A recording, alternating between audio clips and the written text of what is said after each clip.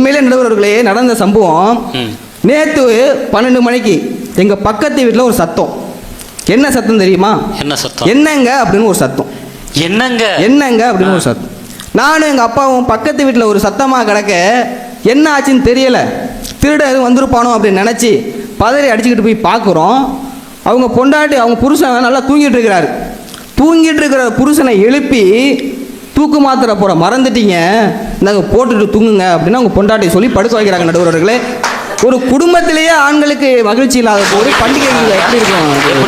எப்படி இருக்க முடியும்? இப்படிதான் பாருங்க.